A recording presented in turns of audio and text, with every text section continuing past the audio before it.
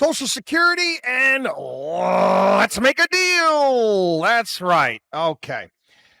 Social Security is one big fat see, I told you so moment. Going back to the 1990s, I warned everybody. I was warning everybody, especially my generation at that time. I said, listen, do not plan on getting Social Security. If you get it, congratulations, but don't plan on it. It's going bankrupt. And again, we can fast forward to 2004. Actually, the one thing that George W. Bush tried to accomplish, failed because he was spent all of his political capital in Iraq, was reforming Social Security, but it didn't happen. Again, it was much more important fighting for no reason in Iraq at the time. Anyway, neither here nor there.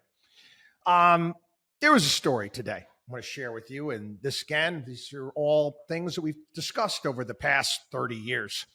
Social Security is very popular with Americans. Large majorities of Democrats and Republicans like the program and want it to continue with no cuts in benefits, no increase in costs to taxpayers, and no real reforms of any kind. This is from Reason today. That makes the general public children. I want it.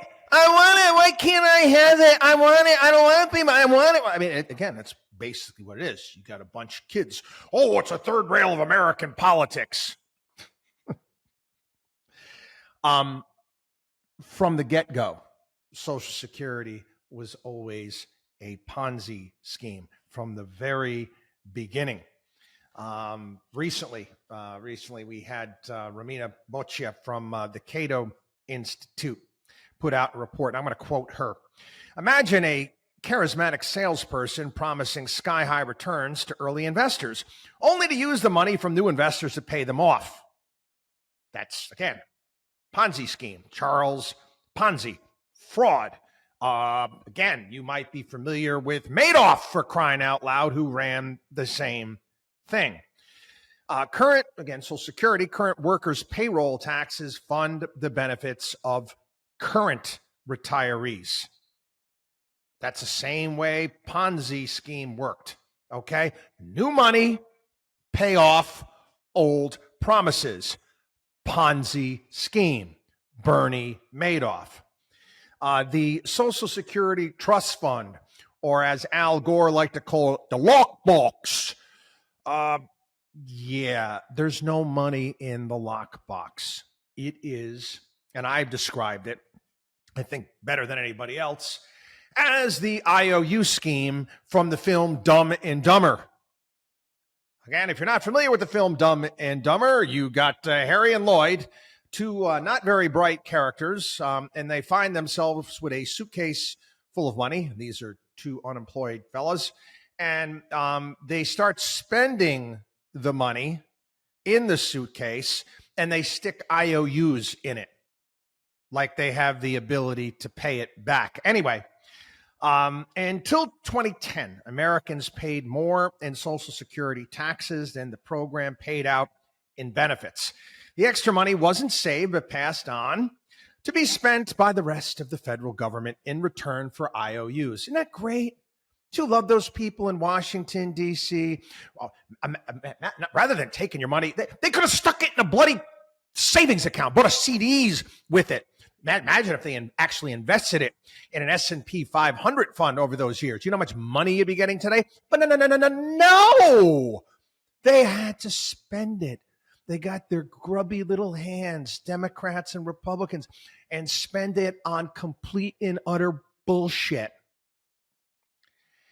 Anyway, as the Social Security cashes in on those IOUs, the Treasury is going to have to borrow about $4.1 trillion plus interest to fund the program from now until 2033, which is, I got credit cards and I got to go borrow money to pay off my credit cards. Same thing.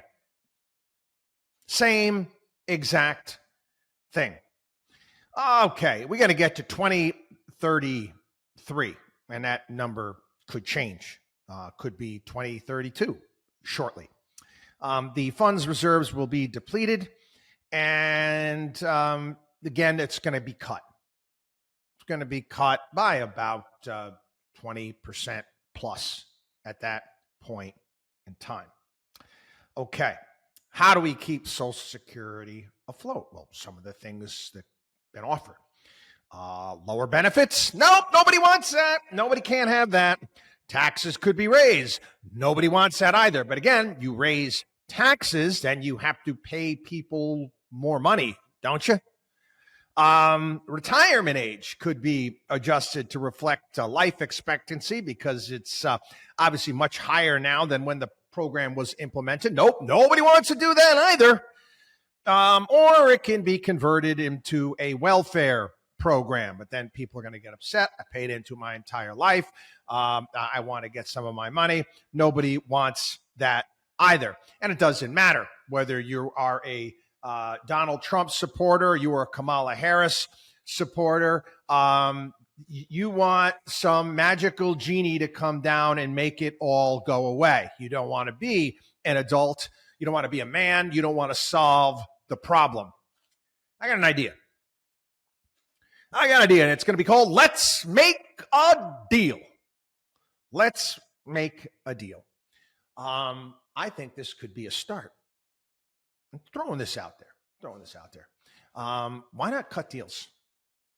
Why not cut deals? Why not go to someone and say, someone that has significant means, has retirement accounts on their own, that was responsible, prudent throughout their entire life in saving money, putting away, the whole ant and the grasshopper type of thing, doing what you're supposed to do, not relying upon the government for handouts and giveaways and the promise of Social Security down the road. Yeah, you go to the people, the personally responsible here in the country, and you make them a deal.